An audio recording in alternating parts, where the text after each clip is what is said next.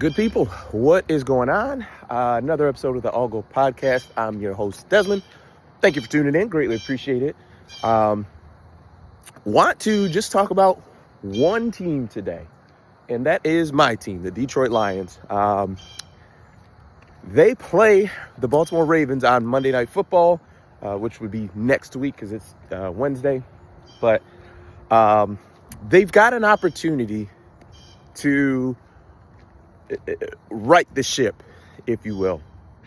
And what I mean by that is I think last week was a great job by the Lions of remembering who they were.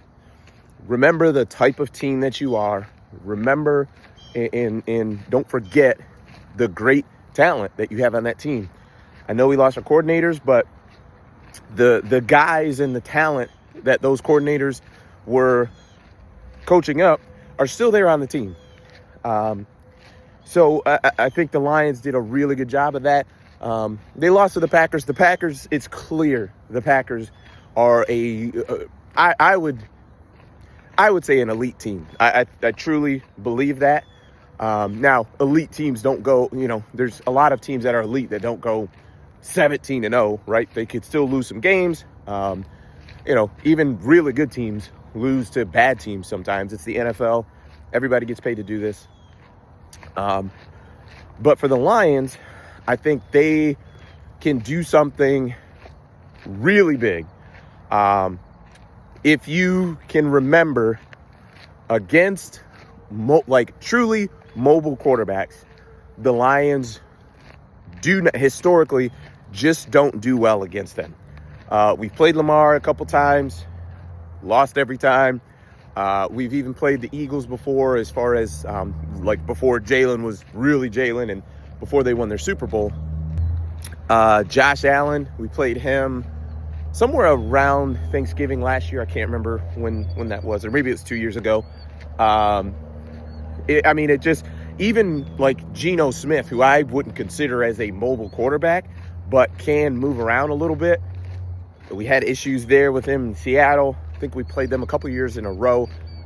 We just in recent history, don't do that well against mobile quarterbacks.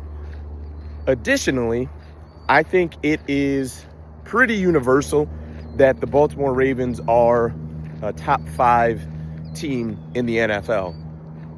And I think the Lions would get multiple things by going in and winning there. Number one, it's Monday Night Football. It's primetime. Everybody's going to be watching.